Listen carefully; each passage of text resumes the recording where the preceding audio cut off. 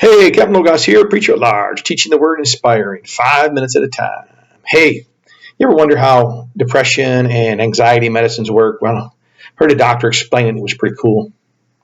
He says, it's like clearing the cache. Now, if you have a computer and sometimes you go to a website and it doesn't work out just quite right, you have to actually go in and clear the cache, which is the short-term memory, and then you can go do the thing that you wanted to do. And so he says these drugs do the same thing. They basically go into your mind and they clear the short-term cache, your short-term memory, right? And so you forget about it and it makes you feel better for a while, but then it all comes back. Well, that's what the Word of God can do for you. The Word of God can clear the cache, but it can do it over and over every single day, so it's not this temporary fix. You see, 2 Corinthians 10:5 says, casting down arguments and every high thing that exalts itself against the knowledge of God, bringing every thought into captivity to the obedience of Christ, right? I have thoughts of anxiety, I have thoughts of depression, I have thoughts of suicide. I got to take that thought captive, realize that's not of God, and I got to dismiss it, right? And part of the ways that I do that is Romans 12:2. It says, and do not be conformed to this world, but be ye transformed by the renewing of your mind, that you may prove what is good and acceptable and the perfect will of God. Well, you got to be in the Word so that the Word can transform you, so that you immediately know when I have these thoughts that this is not of God, and you take it captive. But then there's one final part.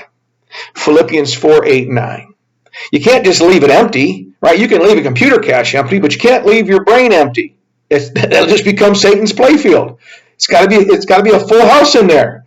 And so what you do is Philippians 4:8-9. Finally, brethren, whatsoever things are true, whatsoever things are noble, whatsoever things are just, whatsoever things are pure, whatsoever things are lovely, whatever's a good report, if there's any virtue, if there's anything praiseworthy, meditate on these things.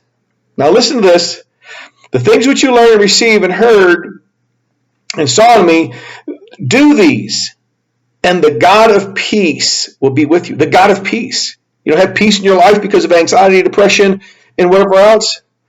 Man, think on these things. Think on the things of God. While you're thinking on the things of God, it's kind of hard to be anxious. It's kind of hard to be depressed. It's kind of hard to be killing yourself when you're thinking on the goodness of God and what He's done for you. He sent His Son for you to die for you. And so clear the cache today. And if you do this every day, because it's a renewing of your mind daily, Paul says, taking these thoughts captive. Oh, this is not of God. Let me dismiss this, and now let me think and meditate on the Word of God. Now, as we meditate on the Word of God, there's only one way to do that. Get your face in the Bible.